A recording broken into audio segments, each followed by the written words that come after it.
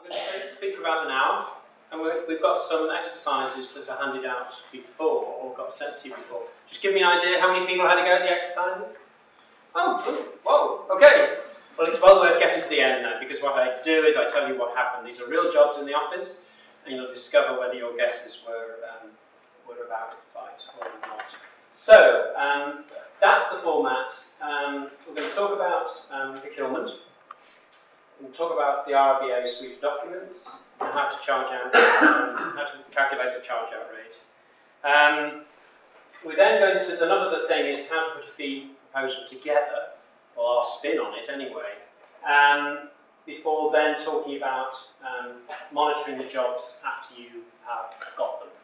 So it's a bit of a whistle-stop tour, and as Will says, this normally is a sort of an afternoon session. We stop for a little exercise in the middle, and I'll do my best to get through it. But there's a little bit of some quotes from the AJ last year, which guys that are filling in those surveys, not necessarily the guys who are taking work from you.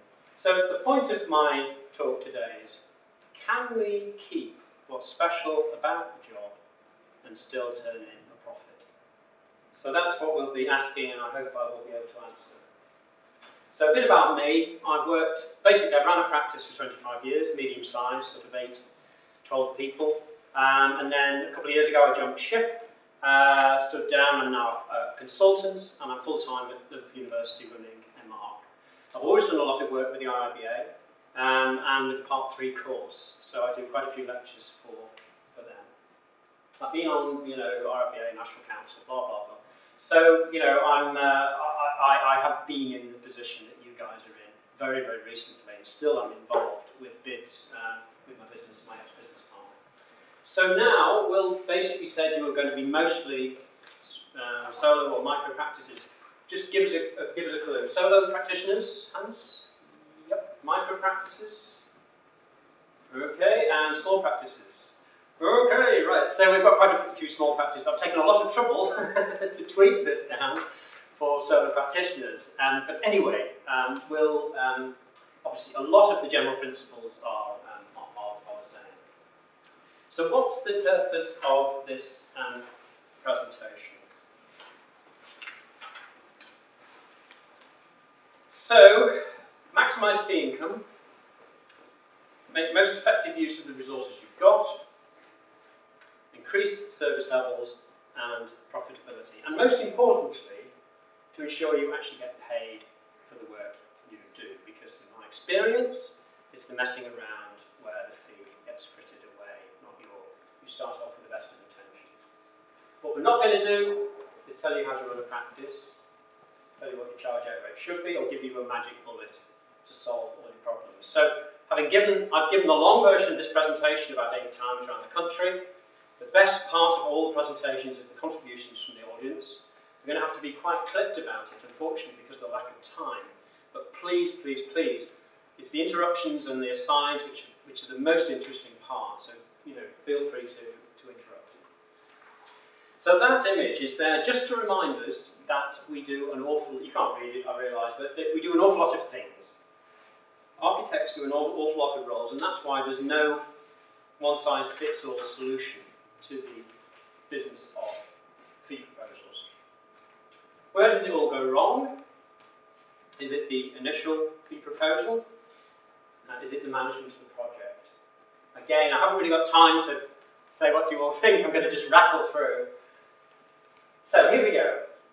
We still are all working in this very competitive environment, which is pushing down fees. In my world, I find firms competing against us. I just can't believe these are viable fees when we lose work. And I believe that that's because architects are poor business people on the whole, and they don't understand what a viable fee is, and they just live with whatever ridiculous fee they throw at a job and work weekends, etc.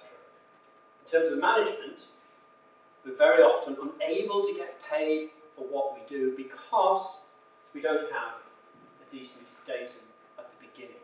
So trying to make a case for extra fees is very difficult. And yet, and I realise I'm talking to the converted here, nobody else has our design skills. Design does add value, we all will know that, even just getting a simple thing like a planning approval in a difficult situation. And we, and even young architects, are very good at seeing the big picture and coordinating the design team. But if you can't stay in business, you can't play. So now there's a little bit more reading for you.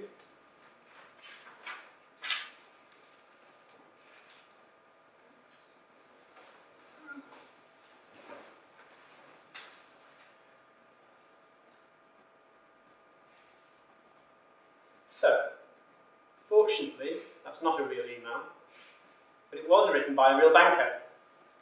And of course, as Owen Luder says, most businesses fail not through lack of profit, but through lack of cash. And without keeping an eye on that, disaster is lurking. I'm sorry I'm sitting down because I basically have a lot of pain if I stand up for a long time, so please forgive me. Okay, procurement. So why are we going to talk about procurement? Well, in my experience, in the practice I run, there are very few traditional jobs anymore where you sort of do full service from beginning to end.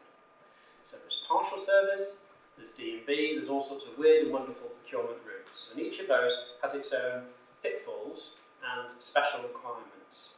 So I'm going to do a very, very quick refresher on forms of procurement, just as a reminder of the world we all work. And even if you are mostly working in one sector at the moment, it's very likely that shortly you will end up being confronted with one of the others, and you need to understand what the issues are there.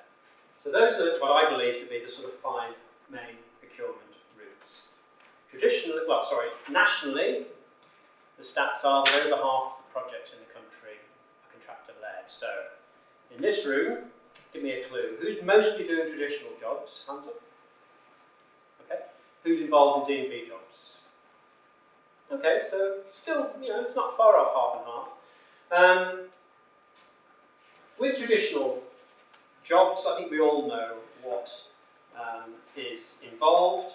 And a total, so we're talking about jobs that are traditionally tendered, proper spec, and then either it's run by the architect or maybe a project manager. Design build, so innovation is where the original architect transfers and works for the builder. Theoretically on the same terms, but very often the client doesn't know what on earth they're doing at the beginning, and you get innovated across, and you've got to scramble around to try and sort out some sort of agreement. The main thing is the contractor is now calling the shots.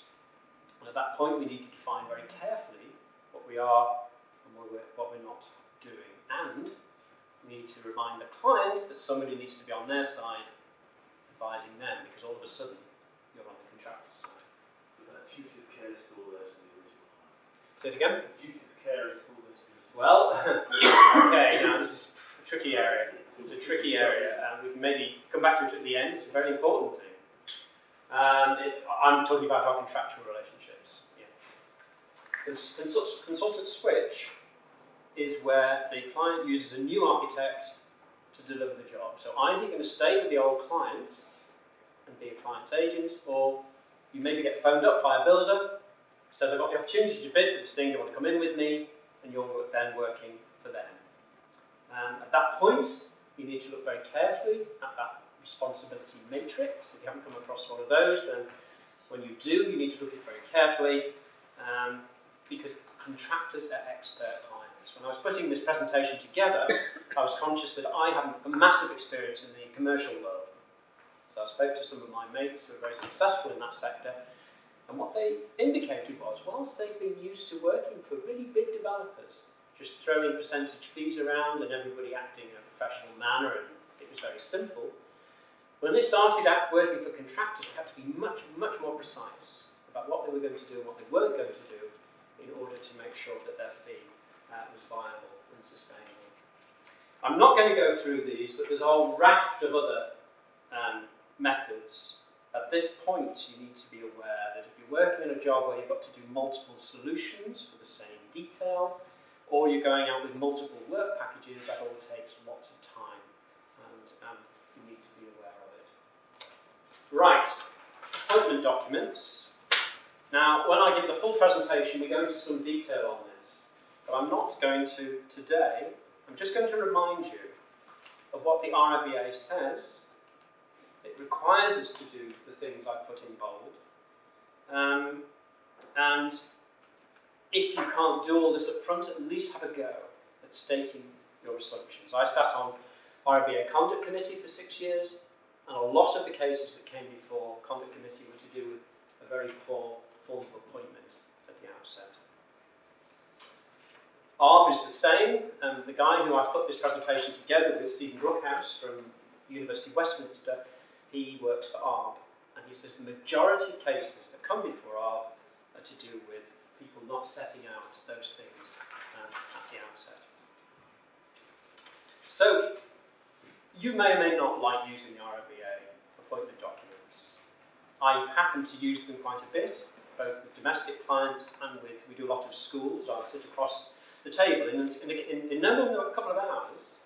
I can agree with the head teacher what we are and aren't doing, and in filling in the form, I'm able to explain to him how it's going to work.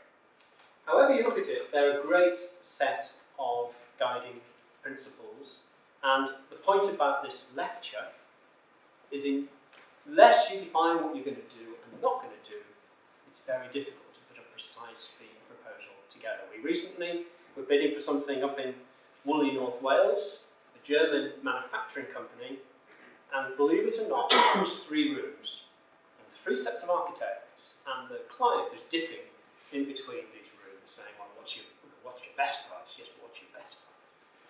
I mean, we were a bit amazed, and so basically we said, yeah, it's fine, we'll look at a reduction in the fee. Let's look in the schedule we've given you what we're going to knock out, which bit of the services, of the professional service do you not want us to do.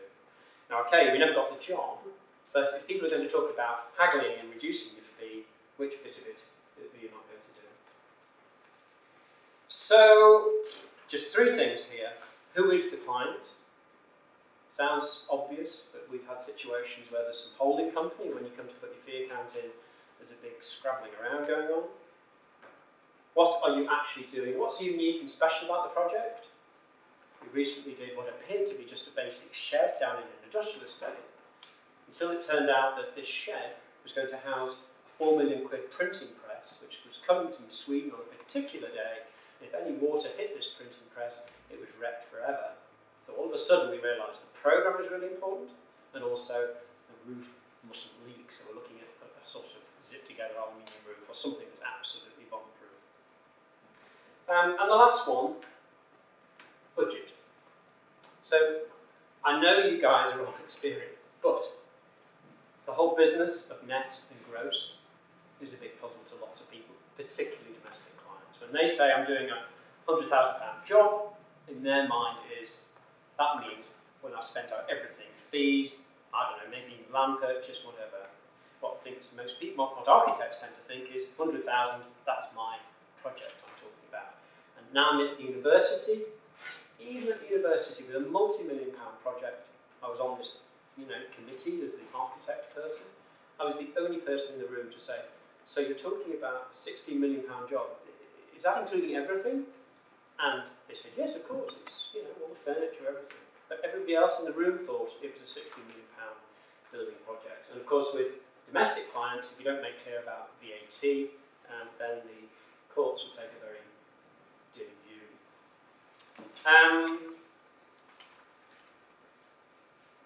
These are just a reminder as who's doing what day to day, and from the client's point of view, who is making the decisions and at what point. More relevant specifications. Yeah, the reason for putting these is clients think you're doing everything. Sorry. Right, sorry.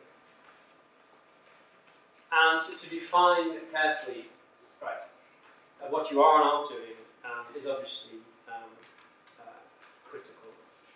So, the RIBA kind of work is obviously a useful template. And when you're involved in hybrid procurement routes, it becomes even more important. And you'll notice in this kind of work that no longer refers to tender action because it can happen at any time. Liverpool University, where I now work, they will procure their contractor at RIBA stage 1. The contractor will then be in the driving seat, and as they develop towards a planning application, it's the contractor who's guaranteeing to the client that they'll be able to deliver this project on time and on budget. I don't know what's going on there. Makes sense at last. Other services, so, clients think we're going to do everything, and as you go through the other services, option appraisals take a lot of time, don't they? Extraordinary negotiations with planners. We recently got involved in something which dragged on for an extra 3 months to get planning. Fortunately, we've been through this process with the client, and when that happened, we were able to successfully go back and say, well, do you know, we did your little program, we never thought it was going to be this difficult, can we have a chat about some extra fees, please? Value engineering, I'm sure we've all been through that, and when it's at our expense on a Saturday afternoon, it's obviously very painful, and it might be a benefit to the client, but certainly isn't for us. And two-stage tendering as well can be very time-consuming. Okay, the whistle-stop tour through the background. Calculating the charge-over rate. So, I think it's important to be confident about this because it's the thing which underpins your fee proposals. And you need to know where it comes from so that when your hand is hovering over that fee bid, you don't just go, okay, well, knock 20% off, get the job. You've got to know what the implications of that is, and you've got to feel confident about it. Benchmarking. I've actually ditched all the benchmarking slides I normally show. It's interesting to hear you talking about benchmarking, because I do indeed provide a sort of landscape of what is everybody up to. The problem with it is I really do feel that the benchmarking is filled in by the good guys, and it's a very peculiar set of results. Now, okay, so this is national averages, and what it shows is that you've got a sort of an experienced architect on, £70 an hour. Now, we'll come back to what we feel is reasonable or not, but when I put this slide up in Clerkenwell, now I actually think that, I'm sure you've all seen this in the AJ, I actually think some of those are on the high side in my experience. Clerkenwell, they all thought they were falling about laughing, so it's hardly worth getting out of bed for those percentages. And that was incredibly low, wasn't it? So, it varies around the country. So you need to be, benchmarking is interesting, it is a sanity check, but it doesn't necessarily mean your work. So, how do we put a fee proposal together? Well, historical data is, of course, the best, without a doubt. Held by the practice, you've done a 4-classroom extension before, you charge this fee, it was a full service, it kind of worked out okay. Business benchmarking, we've talked about. Factor of salary, so, people talk about 2.5 or 3 or 3.5, and I've done quite a lot of searching around, but nobody knows where these factors come from. So again, it's just something that the office is comfortable with and has worked in the past. We can take factor of whole office costs or a profit percentage. But whatever we do, we need to look at non-productive time. And what I'm suggesting is calculation of costs plus a profit percentage is the sanest way, and then we need to take a view on risk. So here we go.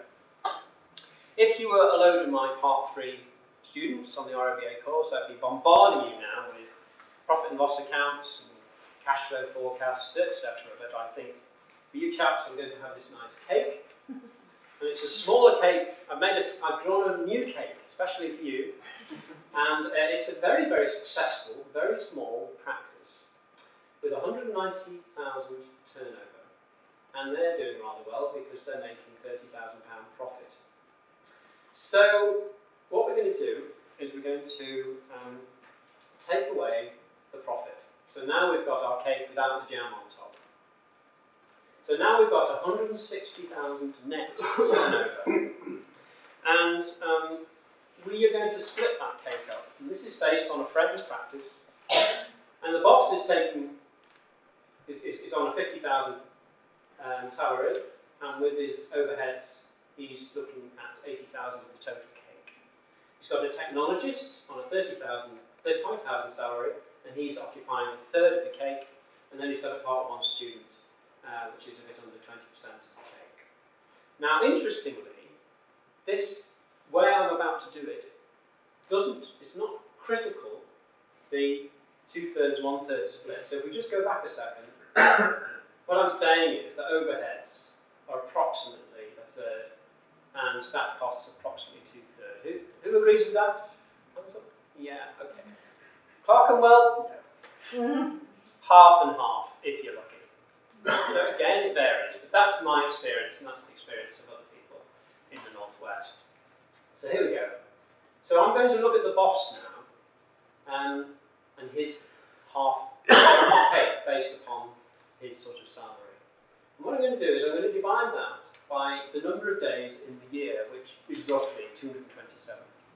And then we're going to divide it by 7.5 hours, assuming he works 7.5 hours a day. And that gives us £47 an hour. Now I'm going to add non-productive time, because if you remember, that 80,000 was the cost of having him sitting at his desk for the whole year. Now, the boss is definitely going to be stuff that's non-productive. You guys are here today, that's non-productive. Sometimes you're speaking to clients, doing speculative feasibilities that never come off. Now, I've put in 15%, but it could be as much as 50% in a large practice if the boss is actually doing a lot of ducking and diving, and that's not necessarily fee earning work. So that gets us to a net charge out rate of £54 an hour. Now we're going to add profit. Now, profit is really whatever you want. It's for reinvesting in the future, it's for other things. It's maybe to, you borrowed money to run the business. So I'm going to add 25%, which is roughly what we used to work on in our practice, and that gets us to a total charge out rate of £68 an hour. Now, of course, that non-productive time will be different for different members of staff. I'd be cross if my year-out student was doing more than half a day a week of non-productive time. Conversely, myself and my business partner probably were on non-fee earning work for a day a week, so we were sort of 20% non-productive. The important thing is the red writing for the break-even point. I'm going to encourage you to think about that break-even point, and then we're going to look at risk, and we're going to look at profit. And interestingly, when I gave this presentation in Liverpool, there was a lady who was responsible for all the fee bids for a major national organisation, firm of architects, who had a number of branches, and she didn't know what her break-even point was. She'd never tried to do that calculation. She was scurrying away to see what on earth it was. So, that's my spin on how to work out a charge-out rate. Have a go at your, with your own organisation and see where you arrive at. Proposal together. So just a reminder, percentage fee, we've got three basic methods: percentage, lump sum, time charge. So a percentage fee, interestingly, legally, is called remeasurement. And that's interesting because, of course, it goes up and down depending on how the project's going. So when we're working for clients, we normally limit the juggling around to the current work stage. So if all those tenders come in really low, we're talking about adjusting the last work stage, not adjusting everything backwards. It's something to be clear on. As far as lump sum fees are concerned, sometimes called fixed fees, I'm suggesting that is, without doubt, the same way to work out a fee, even if you then convert it back into a percentage fee, just as a sort of sanity check. And the exercise we're going to go through is where we work it out on tasks and time. It certainly isn't a fixed fee, because if those tasks change, then so will the fee change. And the last one, time charge. So when I'm giving this lecture to Part 3 students, they can't understand why on earth we don't do everything at time charge, and everything in the world will be a wonderful place. Well, of course, as you know, there's not many clients who will just say, here's a blank check, spend as long as you like, and I'll be writing the check each month. So what normally happens is, they normally say, well, yeah, but what are you talking about? You're talking about 6,000? You're talking about 8,000? What is it? And you normally end up stammering out, yeah, it's probably about 6,000. So that is effectively a fee ceiling. Once you get a fee ceiling, then of course you're duty bound to keep the client updated. We recently finished a small boathouse for a university client, and we started off on a £6,000 feasibility fee, and it ended up with £12,000. And we basically kept advising them at each stage, because it was really difficult with the pre-app negotiations. And at each point, the client said, yes, that's fine, you're okay, carry on. And with the last one, we never got a response. My business partner, who was so close to getting to a deal with the planners, my business partner said, well, just carry on. We carried on, and sure enough, A, with a successful outcome, and B, with being able to remind them that we had actually sent them an email. They were very courteous and agreed to our fee invoice at the end of the day. But you obviously need to keep them in the picture. Other methods of calculation, well, I go off lecturing to Hong Kong. They're very keen on a fee per square metre there, relative to square metre. Of course, if you're doing resi, sometimes it's fee per residential unit. And when I was giving this lecture in Manchester, there was a chappie who did all his work at cost, and then he got a bonus. So if he got successful planning in difficult circumstances, he got a big bonus. If he hit his targets with the job that he was running, he got a bonus. And he was very happy with that, because basically he said, worst comes to the worst, I'm covering the costs, but I normally do very well out of it, because, normally I'm delivering. Of course, expenses, clients don't like to see those separate, so they're chucked in there somewhere. Mate of mine does all the lifeboat stations around the country, and you can imagine their expenses vary enormously. They have to be calculated carefully, or else it could be a real problem. Okay, so this is the sort of nub of the thing. This is the nub of the presentation, and this is what I'm recommending to you we do as a way of calculating fees. First of all, review the project characteristics, as I did when I was looking at that shed down on the industrial estate. What's unique about it? What have we got to do? Try and define the tasks we've got to do relative to the RIBA kind of work. Sketch a program, a very, very crude Gantt chart with milestones. Define the outputs and what level of detail you're going to do in terms of the drawings and specifications and other things. Try and work out how many man days you've got to do for each of those tasks and outputs. Then times it by your charge out rate in terms of your break-even point. Then you're going to take a view on risk and profit. You're then going to check, maybe convert it back into percentage, because you've done lots of schools and you roughly know what's what, or you know what a D&B job is likely to win, what you'll win it with. And then you are going to check an appropriate method of charging and consider the risks. So, we do a lot of work for Chester Zoo. They're great people, we enjoy working there, they're very secure, they always pay us, and they're reasonable people. The risk on that is very low, so we wouldn't add a lot for risk, if anything. Recently we did a job on an industrial estate where somebody we'd never met before wanted us to do a really boring shed, and we basically weren't very keen, so we obviously put a very, very high factor of risk on it. In fact, we told him he had to pay us £2,000 up front.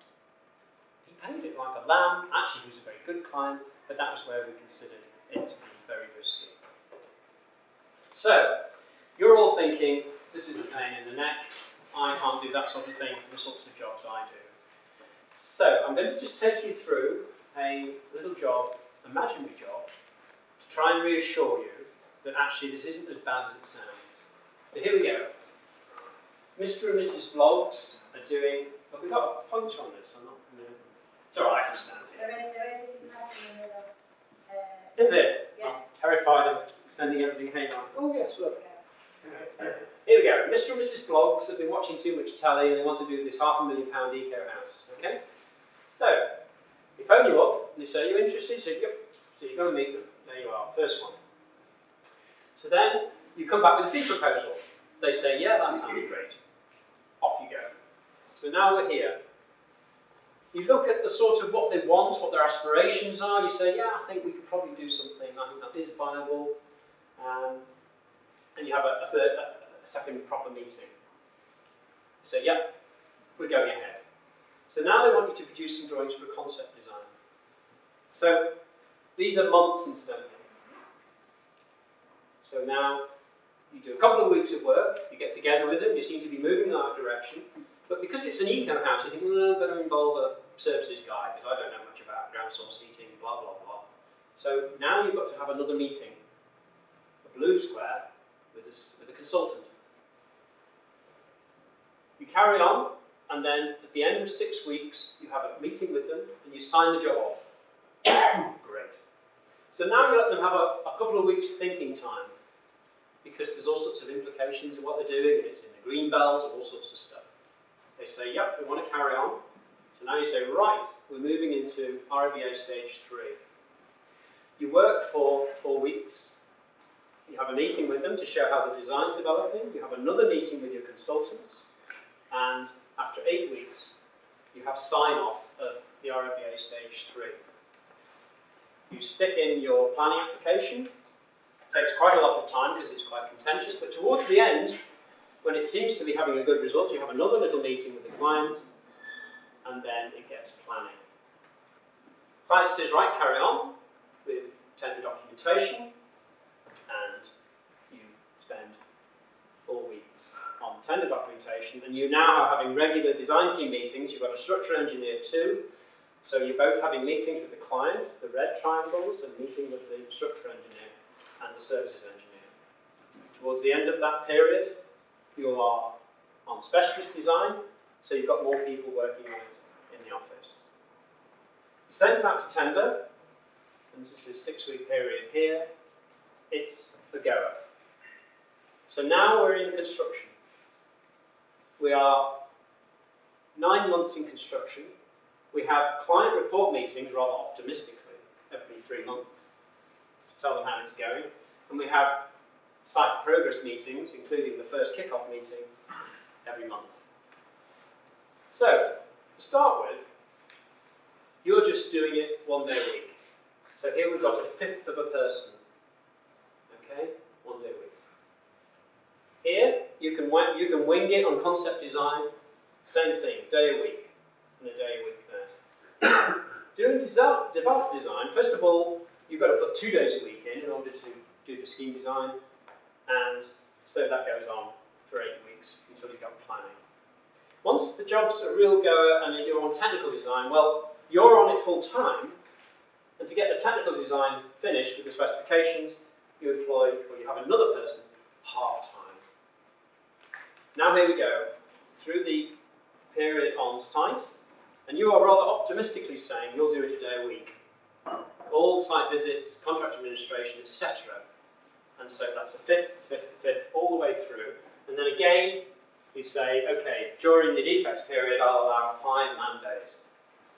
So now we add all of those up, across the bottom, all these handwritten things, and it comes to 127 man days.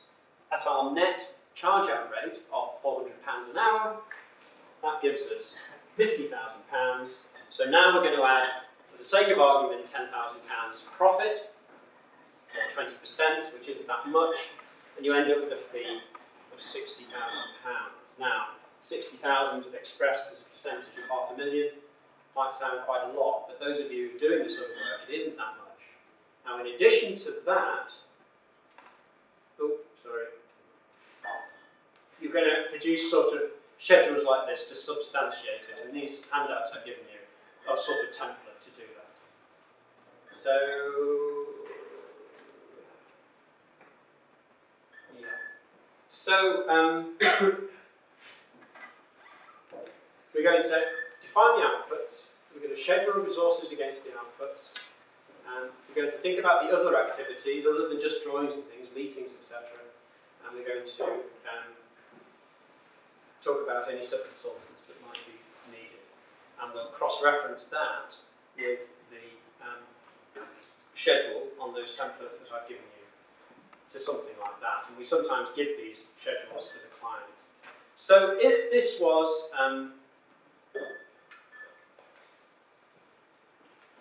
a university, a and we're doing a £3 million resource centre, it would probably take me best part of a day to do all that. If it's a £100,000 extension, domestic extension, I'd still do all this, including that programme, and it would probably take me a couple of hours. With this information, you then have a datum against which you can discuss fees, and we will actually disclose this information to a client as the basis of our fee. So that's the nub of my proposition. That's what I hope you've had a go at with these fee exercises. And of course, you've then got to think about risk. So you can see at the top, we've got the residential or public sector who are massively risk averse, right the way down to the developer guys where it's all to do with taking risk, or else they wouldn't have an angle.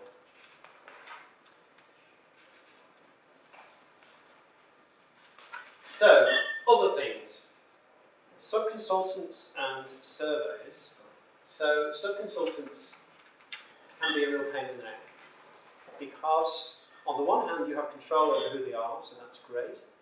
On the other hand, any problems with their fee, any increases, it's always you that's got to go and negotiate with the client for the extra fees. Expenses, yeah, you've got to ensure that that's included. And surveys very often are needed up front. And is it going to come out of your pocket, or is it coming from the client?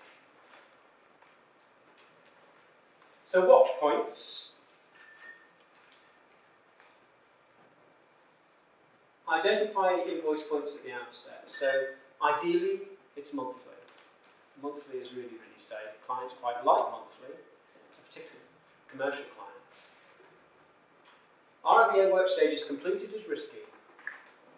We do a lot of work for public sector people, and very often, just before it goes in for planning, and you're wanting, and we make them sign the drawings off, there's a lot of dithering goes on, a lot of hesitation, because it's a decision, and public bodies hate making decisions. So you've done all this work, and you've said, we will send you our fee invoice in at submission of planning. And you're hanging around for a month or two, waiting to deal with it, or maybe never dealing with it. It can be really difficult. So other milestones are useful. In terms of the project timescale, the benefit of having this programme is we've done lots of work for university clients. On one occasion, we were checking the resources on a job that was massively overspent, and the reason was they kept stopping the contractor because it was causing noise and annoyance to the students taking exams. So this thing that should have been done in 4 months was taking 6 months. My assistant was going down to site lots more times, and because we provided the programme to the estates manager, he did agree that, which is perfectly reasonable, we should be reimbursed. We were in a much better position having done the programme. Right, I'm just going to catch up here on my little sheets because I'm out of kilter. Sorry about this. Yeah. Sheets is, pay when paid with subconsultants doesn't wash legally, of course.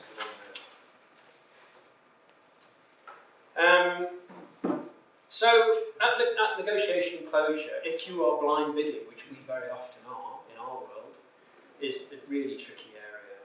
And the trick is to address their concerns, if necessary, ask. And sometimes ask if you're bidding against other people.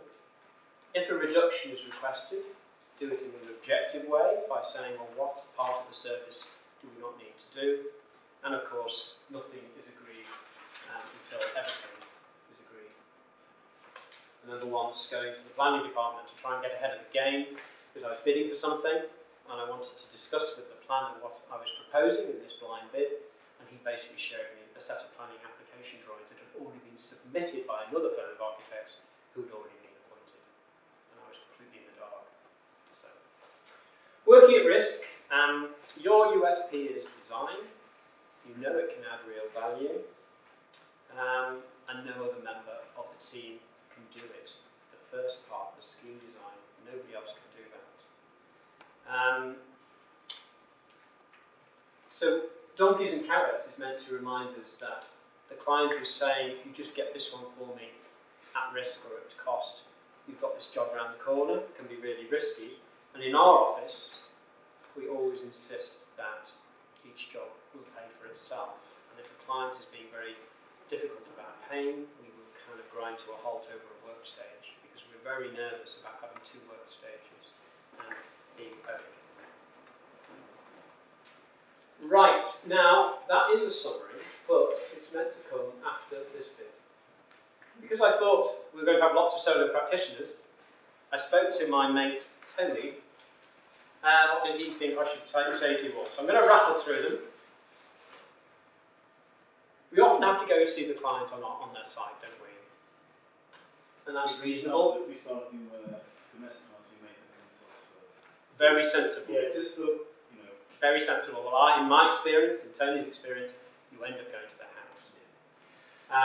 It's reasonable that they need to know what you offer, and they need some idea of fee. But giving away stuff, giving away ideas, our professional overview for free is a big mistake. So what we do, and what Tony does, is we provide a limited feasibility study. In Tony's case, he'll say 200 quid, just to see, are they serious?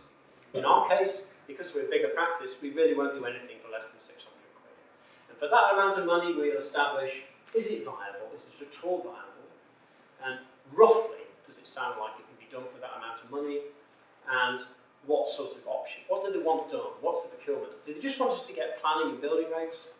Or do they want us to do a full service? And what are the pros and cons of that? And then, once we've defined all that, of course, we're very happy to give them a firm fee for a firm service. Getting started with small clients, however you do it, recording what is said and playing it back to them is critical.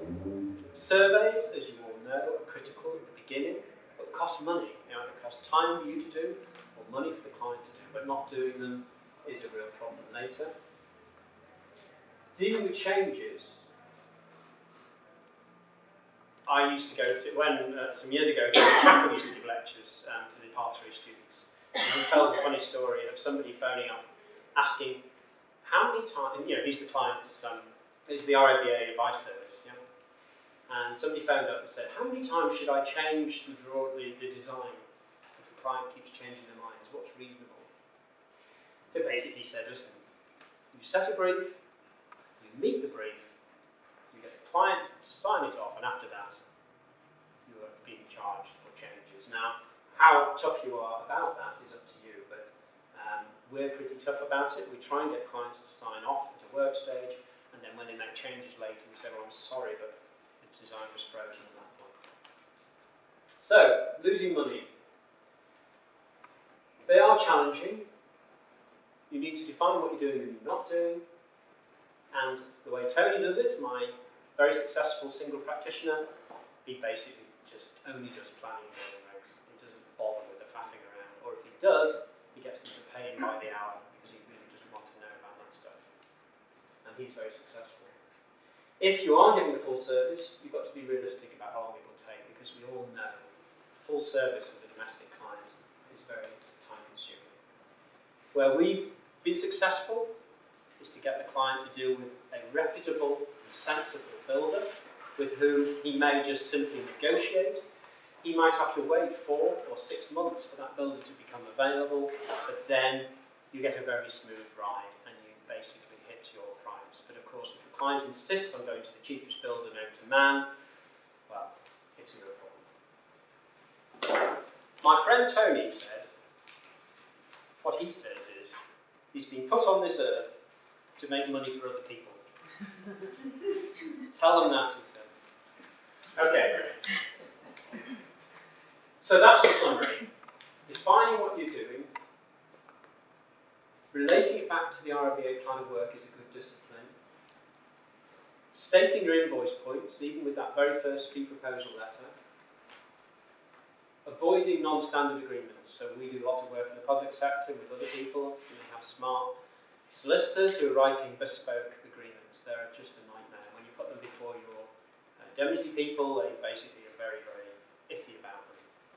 In our case, with 2 major organisations in Liverpool, they just turn around and say, well, do you want to work for us or not? All the other architects have signed this up. What do you want to do? And when you play it back to the indemnity people, they just say, well, it's a commercial decision. It's up to you. But obviously, putting your head in noose can be tricky.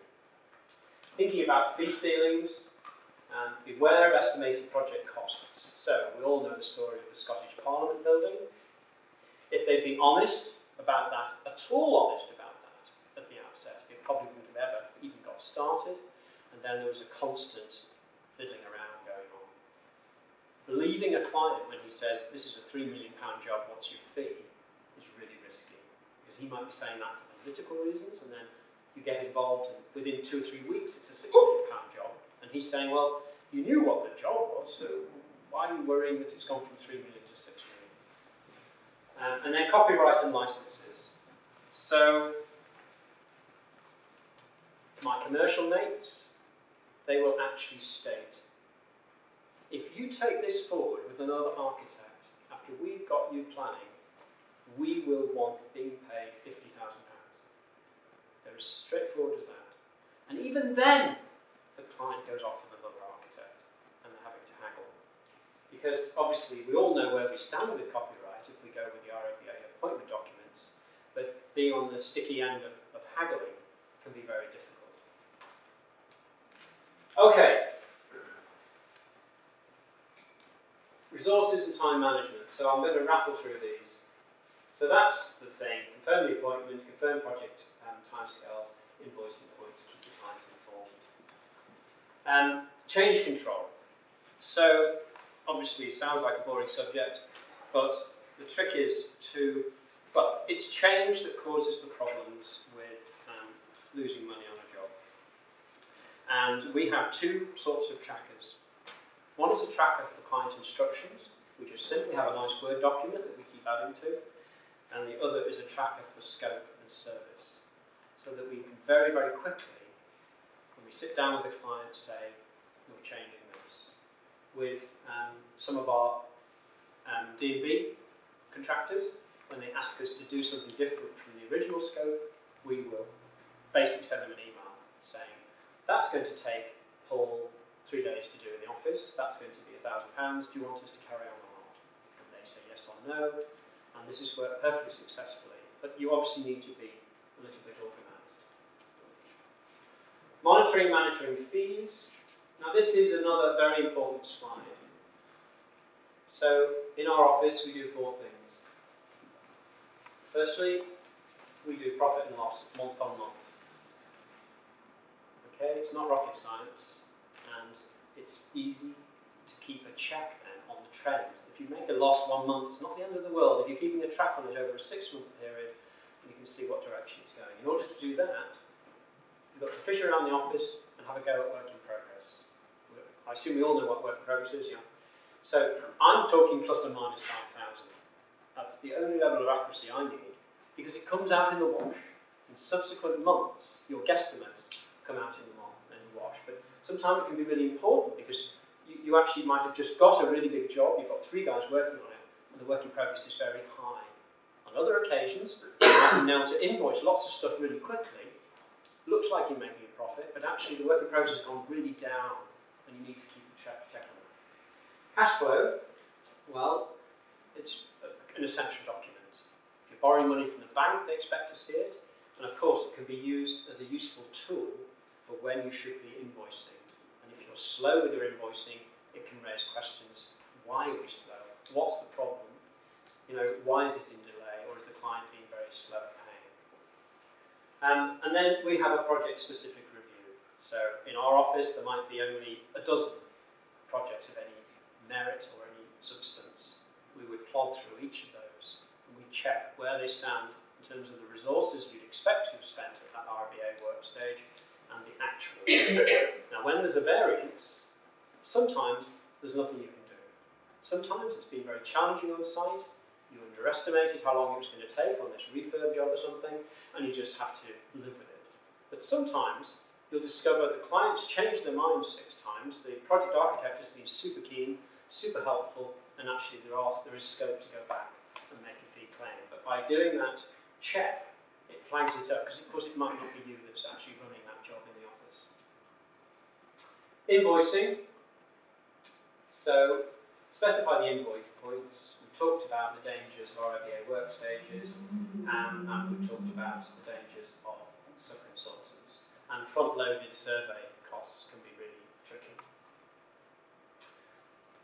terms of payments, well, hopefully the agreement will state that clearly so that you have scope for discussion when people are very slow at paying you. Slow payers, steps 1, 2 and 3, and that 1, 2 and 3 is probably not what you think they're going to be. Step 1, a very polite letter or email saying, we do not appear to have received this. It's quite possible it's a genuine oversight. They have every intention of paying, and you just need to remind them. Step 2, okay, there's something going on.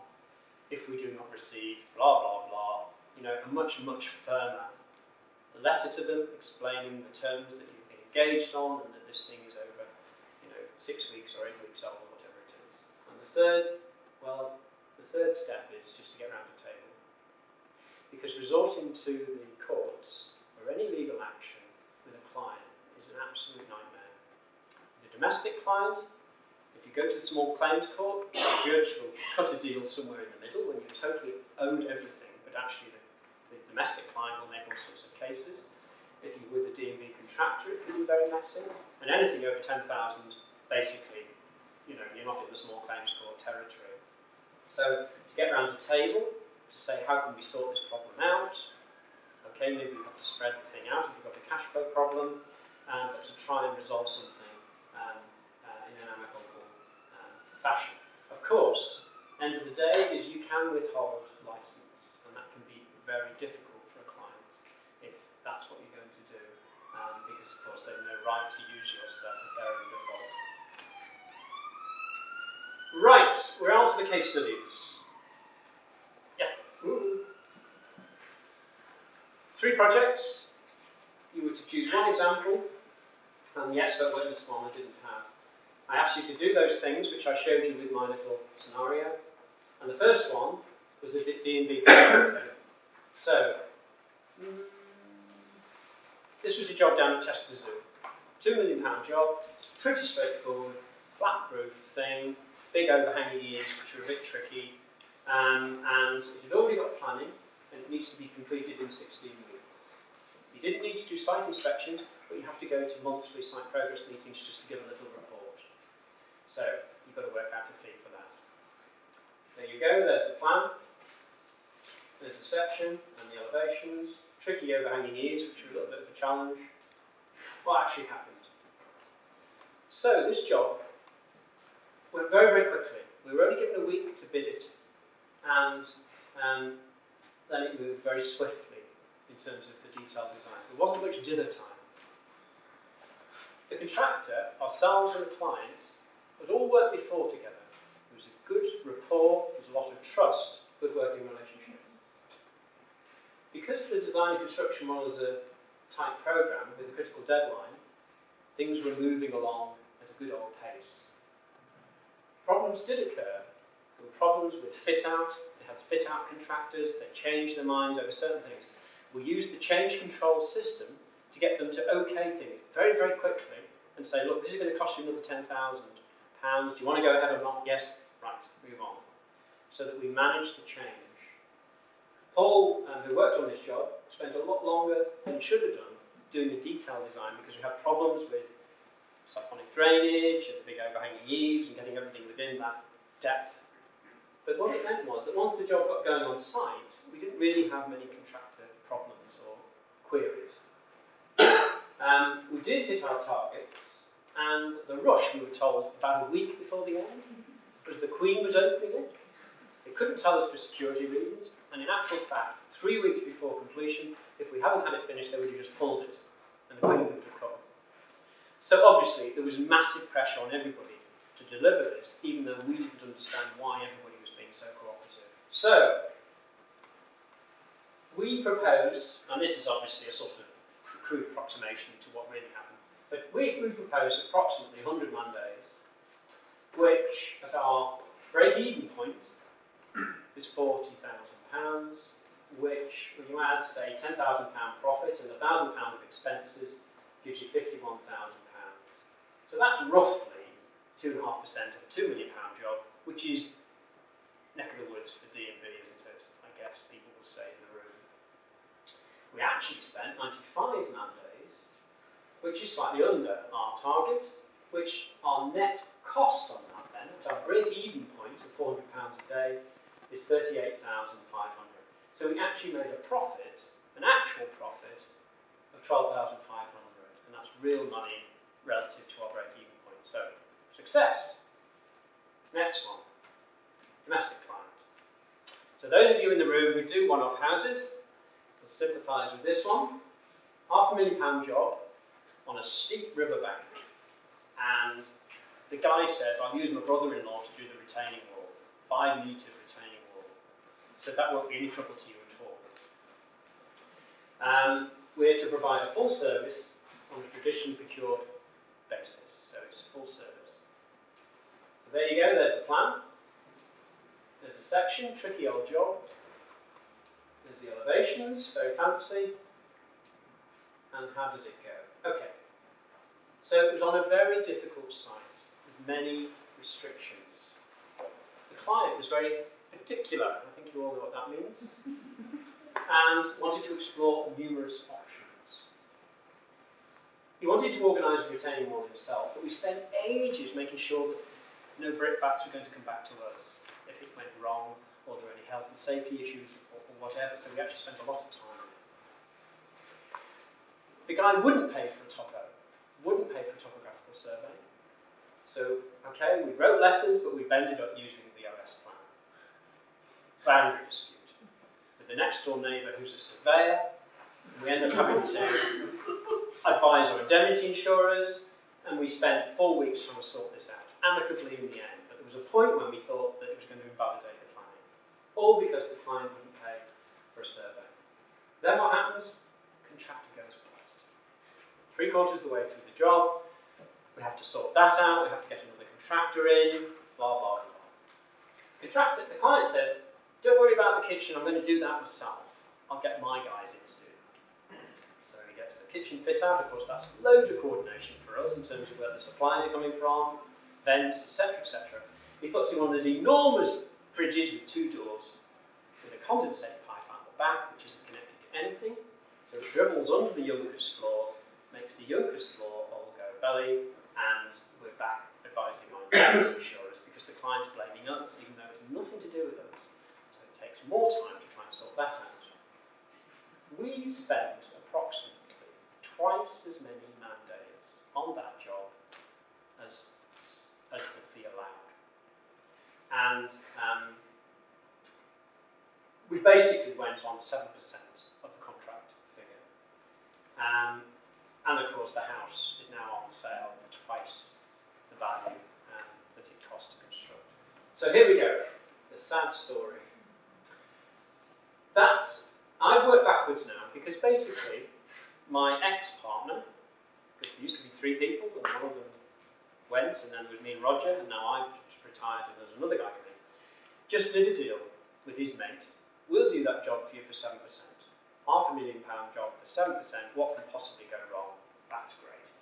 So I've worked backwards from that 7%. So here we go, that represents 70 man days. That is a total fee there of 36,000. We actually spent 140. We definitely did spend approximately that number of man days, which worked out at our break-even point, the £400, comes to £57,000. So that is a genuine loss in cash terms of £21,000. We weren't able to go back and make any sorts of fee claims with this client. A, because he was big mates with the outgoing partner. B, because literally it was a paragraph that said we will do this job full service for 7%. So we had no scope to come back to, and we had not defined what we were going to do. And my business partner, who's quite a wry sort of a fellow, says that only when that guy had come into our office, if only we'd written a cheque for £5,000 and told him to, we'd have been so much better.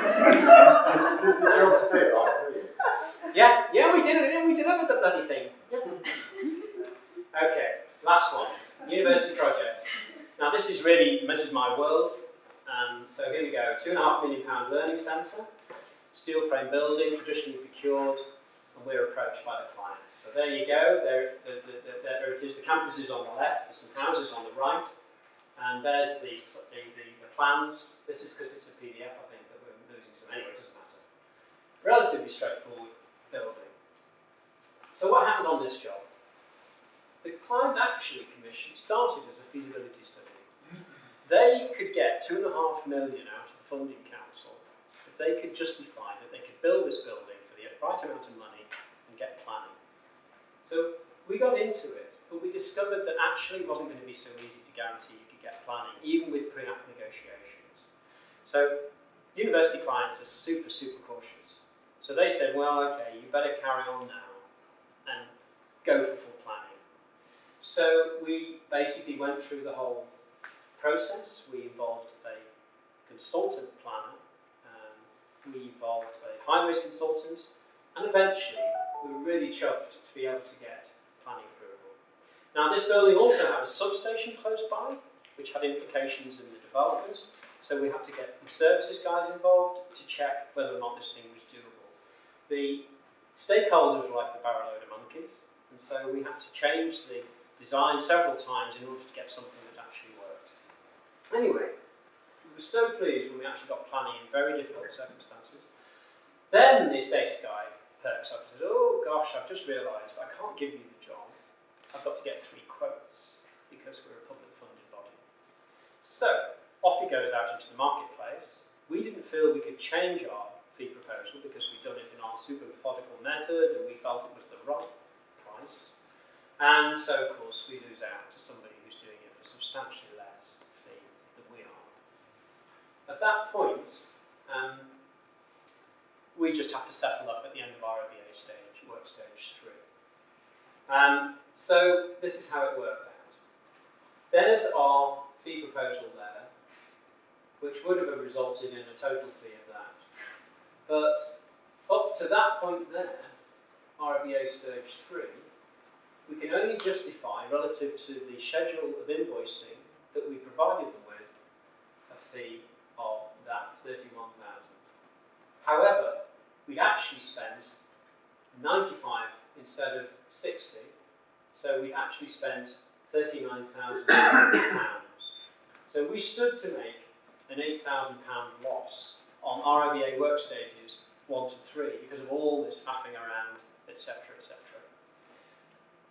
Because we had scheduled everything out in that boring fashion I showed you there, we were able to sit down with the estates guy, say, well, now listen, these are our assumptions at the beginning.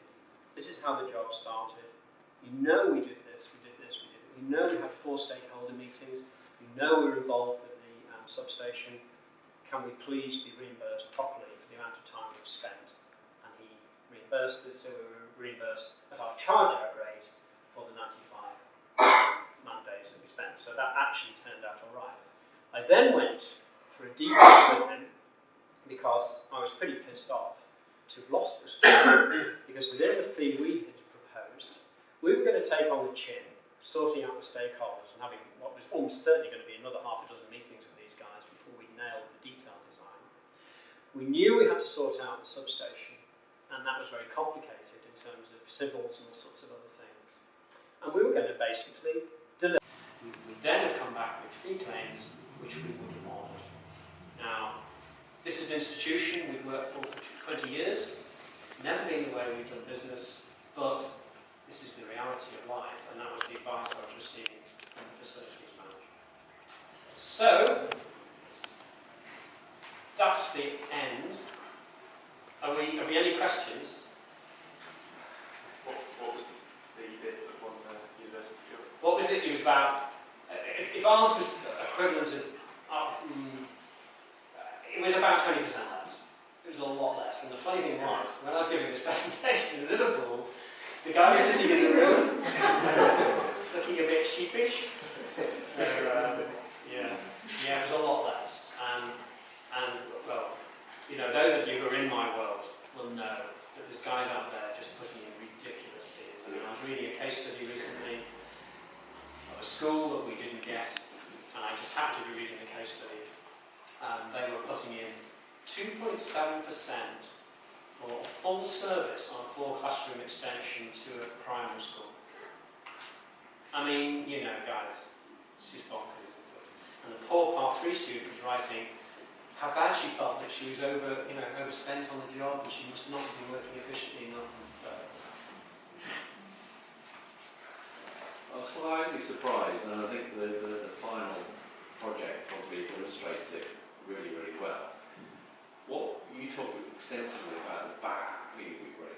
One of the things I didn't pick up in your talk is how you choose, because I know how we choose to, adjust the fee split. Yes. So that it's front-end loaded. Yes. Really Yes. Yes.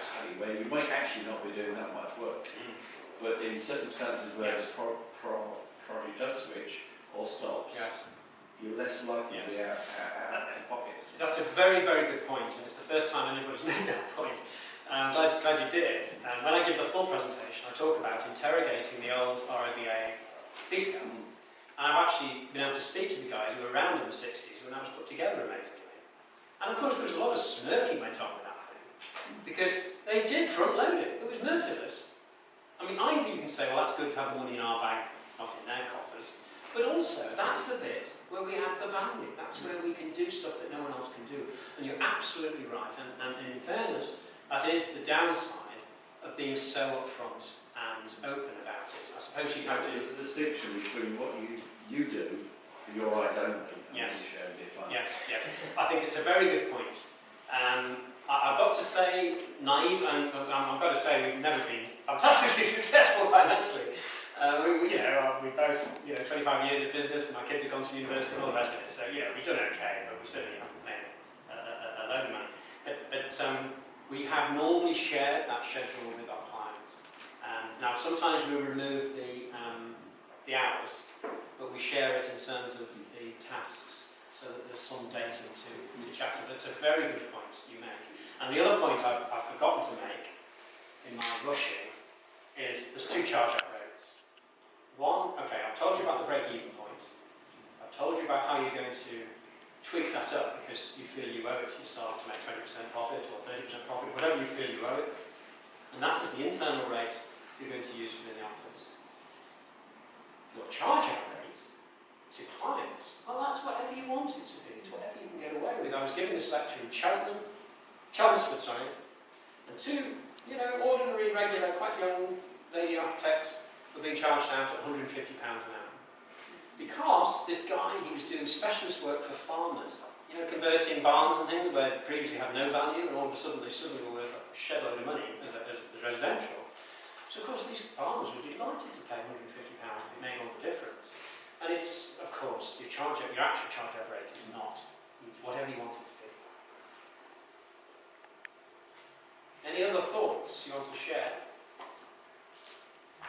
Yeah, it's interesting that you're saying about the front-loading on the projects, because the whole idea of going out for the weekend with competitiveness is actually costing clients money across the board, because as we just heard, architects are front-loading in order to not lose out at that point, whereas if there was a bit more certainty of delivering a whole project, they'd probably be getting better value for money from their architects.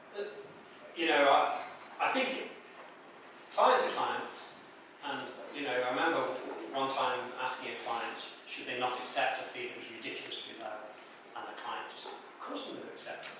I've told them what they want to do, they will deliver it for that price.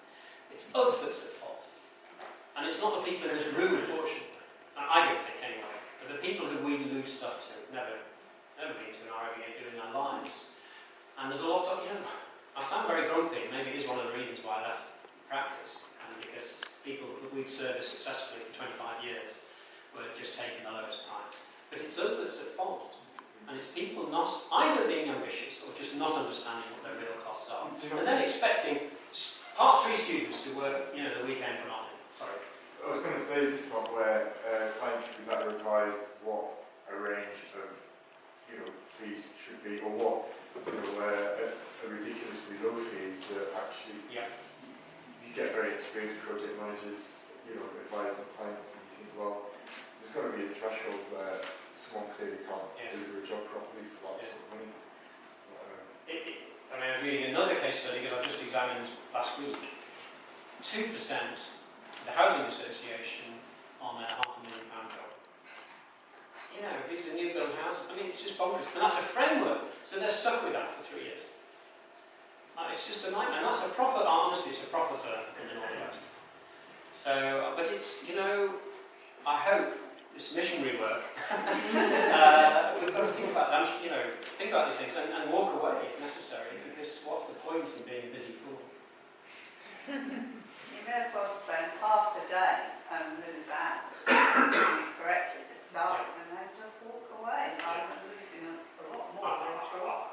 I think so. And, you know, when you have the embarrassment of seeing your fees against everybody else's fees, particularly childcare rates, and you're on a multi, you know, it's just ridiculous, isn't it? I mean, incidentally, Tony's childcare rate was about £60 an hour.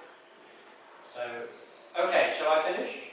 That was great. No, Okay, no, sorry. Right, so, know your sector and how you fit in, because they're all very different. I haven't gone on much about that.